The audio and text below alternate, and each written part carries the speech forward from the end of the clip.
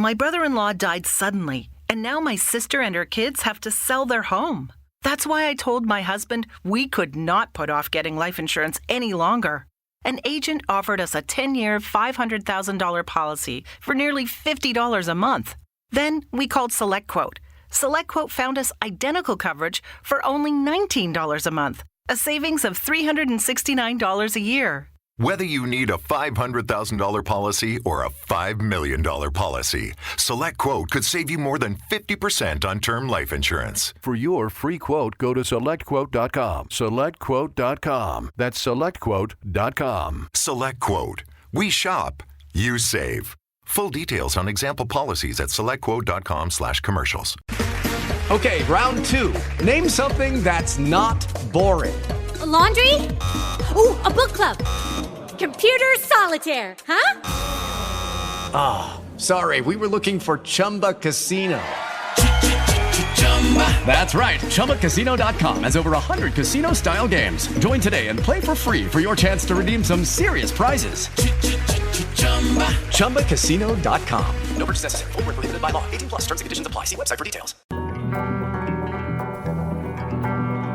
Welcome to Pretty Lies and Alibis. Join us as we seek the truth and travel the long road to justice. Hi, Alibiers. Welcome to another episode of Pretty Lies and Alibis. I'm GiGi, flying solo, hopefully for one of the last times. Just got finished hanging out with Fruit Loop, who came to be with my family. And if you guys aren't aware, I know a lot of you have kept up with my aunt. She passed away last night. Was kind of unexpected. She was going back in the hospital and just took a big turn for the worse. We are devastated. She was more of a sister to me. She was 10 years older, only 10 years older than me. So we grew up like sisters. And it was an honor to take care of her these last 6 months. And I will miss her forever. And so anyways, just thank you guys for the love you've shown on social media since last night. I appreciate it. I know maybe a lot of podcasts don't share personal stuff, but we do because our families are so much a part of us. And so thank you guys for all the prayers for her over these last months. She was very proud of what we have built here. And she was following this case that I'm about to update on. So I felt like I need to do something normal today. And here I am. So before we get started, I want to give a shout out to one of our amazing sponsors, Too Cool T-Shirt Quilts. You can go to toocooltshirtquilts.com/prettyliesandalibis and check them out. They'll know we sent you. I think Fruit Loop's about to get her Yankees quilt. She's super excited. I want to say a big hello to Jana, who came through Greenville the other day before things got crazy in my life. And I was able to meet up with her very briefly. I'm going to put a picture on social media that we took. She's a listener and was coming through South Carolina. And it was so awesome to just get to say hello. Love meeting listeners. Just you guys are the best listeners out there. And we also want to give a big thank you to Sharon for the PayPal donation.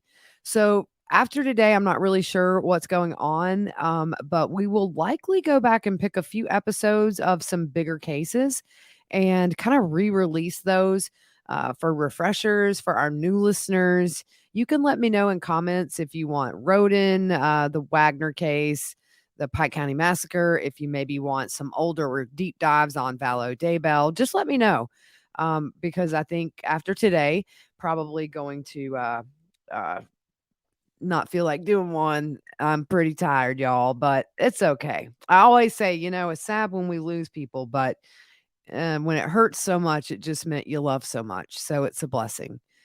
All right. So that's how this week's going to go. Let's talk about this very dramatic ending to the Casey White and Vicky White escapee case.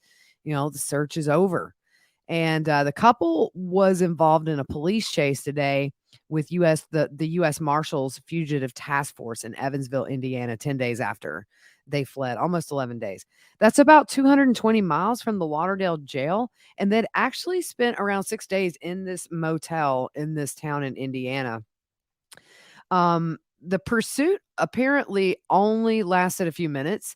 They were driving what looked to be a four-door Cadillac and swerved off the road, I believe, to avoid those spike belts that authorities throw down that pop your tires. And also, a U.S. Marshal vehicle ran into them to stop the pursuit, and the car flipped. Casey surrendered, but at some point during the pursuit, Vicky shot herself, and she died around 7:06 tonight in an area hospital. No shots were fired during the pursuit at authorities or from authorities to Vicky and Casey, just the self-inflicted gunshot wound. And so, how this kind of all started, from what I understand, is investigators got a tip that a 2006 Ford F-150 had been abandoned at a car wash in Evansville, Indiana.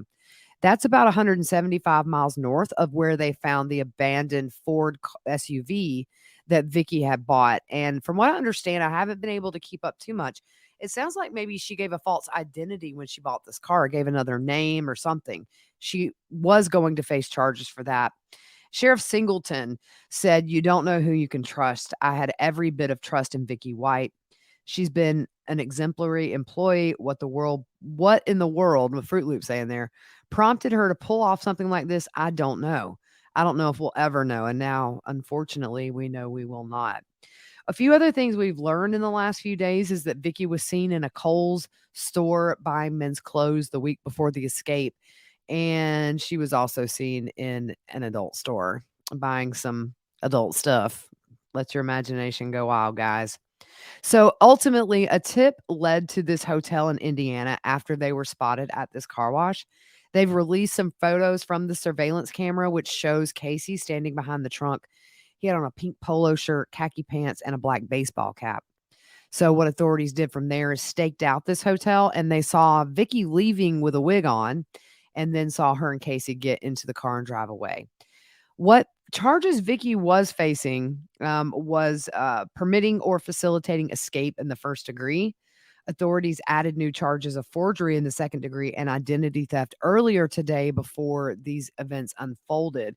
So I'm sure we'll learn some more over the coming days as they investigate this, maybe get some more answers. But, I really haven't been online much today. But I will say this, I feel so sorry for her mother, who had no idea any of this was going on. And yes, I do feel sorry for Vicky because somehow this person who had been awarded as a corrections employee in the past got caught up in something willingly. You can lead a horse to water. She chose to do this. But at the same time, we've seen this story before where maybe somebody's very lonely and desperate, and you get somebody who's manipulative and makes them feel special. I don't know. I'm not going to victim blame or shame. It's sad that she took her own life.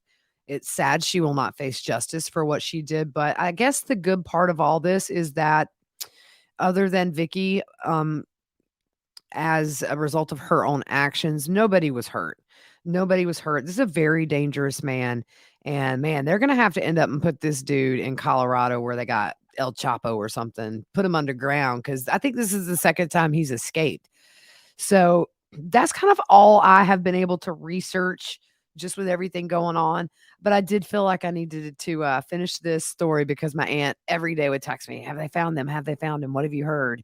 And she was all interested in this case. And just wanted to come on and do something normal for just a minute and feel normal. And I do appreciate all the well wishes. My Grammy, who I talk about a lot on here, lost her baby girl on Mother's Day. So it's been a really tough few days for us, but we are a tribe and we lift each other up. And I was so, so happy to see Fruit Loop tonight. She's doing really good, guys. We can't wait to get back together. I enjoy doing this with her or solo, but it doesn't feel right without her. So we laughed tonight. We cried.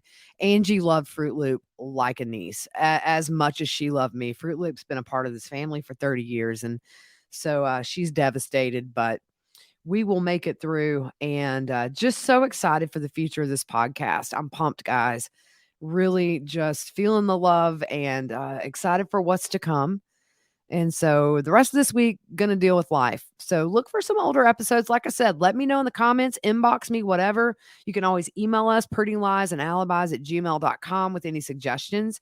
And we'll kind of figure out the next few days what reruns you guys are going to see. All right. Again, thank you guys for everything, really. Like, I love all of you.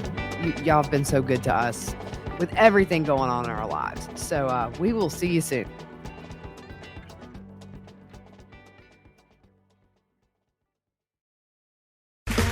Okay, round 2. Name something that's not boring. A laundry? Ooh, a book club. Computer solitaire, huh? Sorry, we were looking for Chumba Casino. That's right. ChumbaCasino.com has over 100 casino-style games. Join today and play for free for your chance to redeem some serious prizes. ChumbaCasino.com. No purchase necessary. Void where prohibited by law. 18+ terms and conditions apply. See website for details.